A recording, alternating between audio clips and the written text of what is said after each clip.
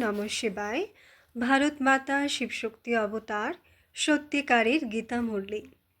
ওম পিতাশ্রী শিব বাবাকে মনে আছে? 2রা ফেব্রুয়ারি 2026, প্রাতঃ ক্লাস। Original date 17 September 1968। ওম নমঃ শিবায়। লাডলি বাচ্চারা, পতিত মানুষরা পাবন দেবতাদের পূজা করে। দেবতারা হলেন দৈবগুণ সম্পন্ন মানুষ। আগে ছিল অব্যভিচারী ভক্তি, পরে ব্যভিচারী ভক্তি হয়ে গেছে। মানুষের ভক্তি করা মানে তো 5 তত্ত্বের ভক্তি করা। শরীর 5 তত্ত্ব দিয়ে তৈরি, তাই না? ওম নমঃ শিবায়। মিঠে মিঠে বাচ্চাদের বাবা এখন বাড়ির কথা মনে করিয়েছেন। যদিও ভক্তি মার্গেও বাড়ির কথা মনে করে, কিন্তু সেখানে কবে যেতে হবে, কিভাবে যেতে হবে তা কিছুই জানে না। কল্পের আয়ু লক্ষ লক্ষ বছর বলে দেওয়ার কারণেও বাড়িকেও ভুলে গেছে। মনে করে লক্ষ লক্ষ বছর এখানেই পাঠ বাজায়, তাই বাড়ি ভুলে যায়। এখন বাবা মনে করাচ্ছেন, বাচ্চারা বাড়ি তো খুব কাছে, এখন নিজের বাড়ি যাবে। আমি তোমাদের বাচ্চাদের ডাকে এসেছি, যাবে? কত সহজ কথা। ভক্তি মার্গে তো এটাও জানা যায় না যে কবে মুক্তিধামে যাব। মুক্তিকেই বাড়ি বলা হয়। লক্ষ লক্ষ বছর বলে দেওয়ার কারণে সবাই ভুলে যায়, বাবাকেও আর বাড়িকেও ভুলে যায়। লক্ষ লক্ষ বছর যোগ করায় অনেক তফাৎ হয়ে যায়।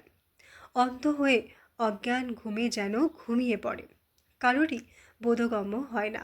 ভক্তিমার্গে বাড়ি কত দূরে বলে, বাবা বলেন, বাহ, মুক্তিধামে তো এখনই যেতে হবে। এমন তো নয় যে তোমরা কোনো লক্ষ লক্ষ বছর ভক্তি করো। তোমাদেরও জানা নেই ভক্তি কবে থেকে শুরু হয়। লক্ষ লক্ষ বছরের হিসাব করার তো দরকারই নেই। বাবা আর বাড়িকে ভুলে যায়, এটাও ড্রামাতে নির্ধারিত, কিন্তু অকারণে এত দূরে করে দেয়। এখন বাবা বলেন, বাচ্চারা বাড়ি তো একদম কাছে, এখন আমি এসেছি তোমাদের নিয়ে যেতে। বাড়ি যেতে হবে, কিন্তু পবিত্র অবশ্যই হতে হবে। গঙ্গা স্নান তো তোমরা করে এসেছো, কিন্তু পবিত্র তো হওনি না। যদি পবিত্র হতে তবে বাড়ি চলে যেতে, কিন্তু তোমাদের বাড়িরও জানা নেই, তো পবিত্রতারও জানা নেই। আধা কল্প থেকে ভক্তি করেছ, তো ভক্তিকে ছাড়ে না। এখন বাবা বলেন, ভক্তি পূর্ণ হয়। ভক্তিতে তো অপরম অপার দুঃখ থাকে। এমন নয় যে তোমরা বাচ্চারা লক্ষ লক্ষ বছর দুঃখ দেখেছ। লক্ষ লক্ষ বছরের তো কথাই নেই। সত্যি সত্যি দুঃখ তো তোমরা 1500 বছর ভোগ করেছ, যখন বেশি বিকারের বশবর্তী হয়ে নোংরা হয়েছ। আগে যখন রজতে ছিলে, কিছু তাও বুঝছিল, মাসেও একবার মুশকিলে যেতে হবে, আর তারপর বেশি সময় লাগতে হবে। এখন তো খুব বেশি হয়ে গেছে, তো বাবা বাচ্চাদের বলেন, সুখ ধামে যেতে হবে। জন্ম জন্মান্তরের পাপ মাথায় আছে, এখন আমাকে স্মরণ করো, তো পাপ কেটে যাবে। স্মরণেই বড় খুশি থাকবে। যে বাবা তোমাদের আধা কল্প সুখ ধামে নিয়ে যান, তাকে স্মরণ করতে হবে। বাবা বলেন, তোমাদের এমন হতে হবে, তো এক তো পবিত্র হও, আর চরিত্র শুধরাও। বেকারকে বলা হয় ভূত, লোভের মোহেরও ভূত হয়। এই ভূত খুব অশুদ্ধ, মানুষদের একদম নোংরা করে দেয়। লোভীরাও খুব পাপ করে। এই 5 বেকার খুব গড়া ভূত, এদের সবাইকে ছাড়া বড় মুশকিল হয়ে যায়। লোভকে ছাড়াও এত মুশকিল যতটা কামকে ছাড়া মুশকিল হয়, ছাড়েই না। সারা আয়ু বাবা বোঝান, তবুও মোহের রগ ছেড়েই না। ক্রোধও মুশকিলে ছাড়ে, বলে বাচ্চাদের ওপর রাগ এলো, নাম তো ক্রোধের নেয় না, কোনো ভূত যেন না আসে। এখন ওগুলোর ওপর বিজয় পেতে হবে। বাবা বলেন, যতক্ষণ আমি আছি পুরুষার্থ করতে থাকো। বাবা কত বছর থাকবেন? যখন গায়ন আছে, প্রজাপিতা ব্রহ্মাও 100 বছর পর চলে যান, বাবা আসেনি 60 বছর পর। ব্রহ্মা চলে যাবে তো বাবাও চলে যাবেন, তো 40 বছর বসে বোঝান। ভালোই সময় দেন, 40 বছর কোনো কম নয়। সৃষ্টিচক্রকে জানা তো খুবই সহজ, 7 দিনে সব জ্ঞান বুদ্ধিতে এসে যায়। বাকি জন্ম জন্মান্তরের পাপ কাটতে দেরি লাগে, এটাই মুশকিল। এর জন্য বাবা সময় দেন। মায়ার অপোজিশন খুব হয়, একদম ভুলিয়ে দেয়। এখানে বসে তো সব সময় স্মরণে কি আর বসে? অনেক দিকে বুদ্ধি চলে যায়। তাই জন্য 40 বছরের সময় দেন। মেহনত করে কর্মাতীত অবস্থা পেতে হবে। পড়াশোনা তো সহজ। সেন্সিবল বাচ্চা হলে 7 দিনে সব নলেজ বুঝতে পারে। এই 84 চক্র কীভাবে ঘোরে? বাকি পবিত্র হওয়ার আছে মেহনত। এর ওপরেই যত হাঙ্গামা হয়। বোঝে? কথাটা তো রাইট। আগে আমরা গ্লানি করতাম যে এই ভাই বোন বানায়, কিন্তু কথা তো বরাবর রাইট। যতক্ষণ আমরা প্রজাপিতা ব্রহ্মার সন্তান না হই ততক্ষণ পবিত্র কিভাবে থাকতে পারবো? ক্রিমিনাল আয় সিভিল আয় কিভাবে হতে পারে? এই যুক্তি বড় ভালো। আমরা ব্রহ্মার সন্তান তো ভাই বোন হয়ে গেলাম, তাই না? এতে বড় সাহায্য পাওয়া যায় সিভিল আয় বানাতে। ব্রহ্মার কর্তব্যও আছে না ব্রহ্মার দ্বারা দেবী দেবতা ধর্মের স্থাপনা, অথবা মানুষকে দেবতা বানানো। বাবা আসেনি পুরুষোত্তম সঙ্গম যুগে, তো বোঝানোর কত মেহনত করতে হয়। বাবার পরিচয় দেওয়ার জন্যই সেন্টার খোলা হয়। বেহাদের বাবার থেকে বেহাদের বর্ষা নিতে হবে। ভগবান তো নিরাকার, কৃষ্ণ তো দেহধারী, তাকে ভগবান বলা যায় না। বলেও ভগবান এসে ভক্তির ফল দেবেন, কিন্তু ভগবানের পরিচয়ই নেই। ভগবানের বদলে পুরো 84 জন্মওয়ালার নাম ঠুকে দিয়েছে। কত তোমরা বোঝাও, তবুও বোঝে না। বোঝানো হয় দেহধারিত পুনর্জন্মে অবশ্যই আসে, তাদের থেকে তো বর্ষা মিলতে পারে না। আত্মাকে এক পরমপিতা পরমাত্মার থেকেই বর্ষা পেতে হয়।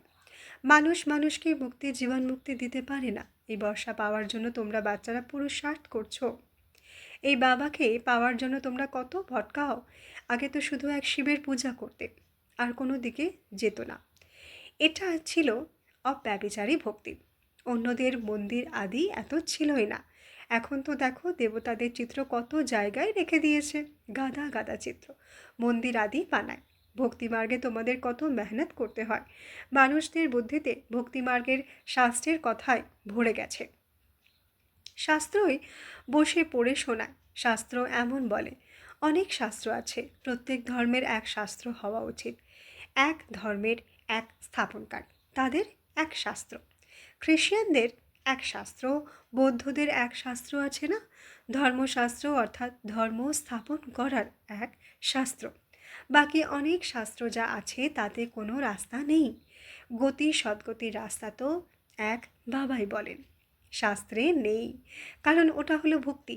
কত গাদা শাস্ত্র মন্দির আদি বানায়, বাস্তবে মন্দির শুধু হয় দেবী দেবতাদের, যারা সত্যযুগে থাকে। আর কোনো মানুষের মন্দির হয়ই না, কারণ মানুষ তো পতিত। ওরা হলো পাবন দেবতা। ওদের তোমরা মানুষ বলবে না। পতিত মানুষরা পাবন দেবতাদের পূজা করে। যদিও ওরা সবাই মানুষ, কিন্তু তাদের মধ্যে দৈবগুণ আছে। যাদের মধ্যে দৈবগুণ নেই তারা তাদের পূজা করে। তোমরা নিজেরাই পূজ্য ছিলে, আবার পূজারী হয়েছ। নিজেই পূজ্য, নিজেই পূজারী। আগে ছিলে অব্যভিচারী ভক্তি, পরে ব্যভিচারী ভক্তি হয়ে গেছে। মানুষের ভক্তি করা এটা তো 5 তত্ত্বের ভক্তি করা। শরীর 5 তত্ত্ব দিয়ে তৈরি না। এখন বাচ্চাদের নিজের মুক্তিধামে যেতে হবে, যার জন্য এত ভক্তি করেছো। এখন তোমাদের নিজের সাথে নিয়ে যাব। তোমরা সত্যযুগে চলে যাবে। বাবা এসেছেনই পতিত দুনিয়া থেকে পাবন দুনিয়ায় নিয়ে যেতে। পাবন দুনিয়া দুটোই, মুক্তি আর জীবন মুক্তি। বাবা বলেন, মিঠে মিঠে বাচ্চারা, আমি কল্প কল্প সঙ্গম যুগেই আসি। তোমরা ভক্তিমার্গে কত দুঃখ পেয়ে এসেছো। আগে যখন শিবের ভক্তি করতে তখন এত ধাক্কা খেতে না যতটা এখন ধাক্কা খাও।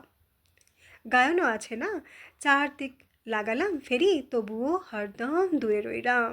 কার থেকে? বাবার থেকে। বাবাকে খোঁজার জন্য জন্ম ফেরি পড়লে, কিন্তু তবুও বাবার থেকে দূরে রইলে। তাই ডাকে, হে পতিত পাবন এসো, এসে পাবন করো। বাবা ছাড়া তো এমন কেউ করতে পারে না। তো এই খেলা 5000 বছরের, লক্ষ লক্ষ বছরের তো কথাই নেই। এটাও জানো ড্রামা অনুসারে সবাই পুরুষার্থ করতেই থাকে। যে প্রকার কল্প আগে করেছ সেই অনুসারেই রাজধানী স্থাপন হচ্ছে। সবাই একরকম তো পড়বে না, এটা পাঠশালা, তাই না? রাজযোগের পড়াশোনা। যারা দেবী দেবতা ধর্মের হবে তারা বেরিয়ে আসবে। মূল বতনেও যে সংখ্যা আছে সেটাও অ্যাকিউরেট হবে না, কম বেশি হতে পারে না, কিন্তু গণনা হতে পারে না। নাটকে অ্যাক্টরদের আন্দাজ একদম পুরো। কিন্তু বুঝতে পারে না যতজনই আছে ততজন অ্যাকিউরেট আছে, আবার ওরাই এসে পার্ট বাজাবে, আবার মূল বতনেও নিজের নিজের সেকশনে চলে যাবে। আবার আমরা আসি নতুন দুনিয়ায়, বাকি সেখানে সবাই চলে যাবে। এখন কেউ গণনা করলে করতে পারে, হয়তো বাবা বলেও দেবেন যে কতজন আছে। এখন তো বাবা বলেন, আমি তোমাদের খুব গুহ গুহ পয়েন্ট শোনাই, শুরুর আর এখনকার বোঝানোতে কত তফাৎ হয়ে যায়। পড়াশোনার সময় লাগে না, চট করে কেউ আইসিএস হয়ে যাবে না। নাম্বার ওয়ার পড়াশোনা হয়, বাবা কত সহজ করে বোঝান যাতে মানুষদের বুদ্ধিতে সহজ রীতিতে বসতে পারে।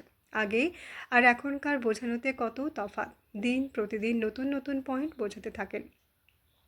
এখন বাবা বলেন, আমাকে পতিত পাবন বাবাকে ডেকেছ, আমি এসেছি, তো তোমরা পাবন হও না, নিজেকে আত্মা মনে করেই মামে কাম স্মরণ করো, তো তোমরা শতপ্রধান হয়ে যাবে। শতপ্রধান অবশ্যই হতে হবে। আবার এখানে আসতে হবে পাঠ বাজাতে। বাবা বলেন আত্মা পতিত হয়েছে, তাই পতিত পাবন বাবাকে স্মরণ করে পাবন হওয়ার জন্য। কত ওয়ান্ডার! এত ছোট আত্মা কত পাঠ বাজায়। একে কুদরত বা প্রকৃতিও বলা হয়। তাকে দেখা যায় না। কেউ বলে আমরা পরমাত্মার সাক্ষাৎকার করি। বাবা বলেন, এত ছোট বিন্দুর তোমরা সাক্ষাৎকার কি করবে? আত্মাকেও কেউ চোখে দেখতে পারে না, বুদ্ধি দিয়ে জানে।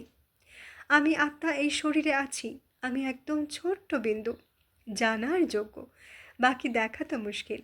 আত্মাকে এই সব কর্মেন্দ্রিয় মিলেছে পাঠ বাজানোর জন্য। যতটা পাঠ বাজাই এটা ওয়ান্ডার না? কখনো আত্মা ক্ষয় হয় না, এ হলো অবিনাশী। ড্রামাও অবিনাশী, তৈরি হয়ে আছে। কবে তৈরি হলো এটা জিজ্ঞেস করতে পারে না, এদের অনাদি বলা হয়। মানুষদের জিজ্ঞেস করো, রাবণকে কবে থেকে জ্বালিয়ে আসছো, শাস্ত্র কবে থেকে পড়ে আসছো, তো বলে দেয় অনাদি, জানা নেই, বিভ্রান্ত হয়ে যায়, কিছুই বোঝে না। বাবা বসে বোঝান হুবহু যেমন বাচ্চাদের পড়ান।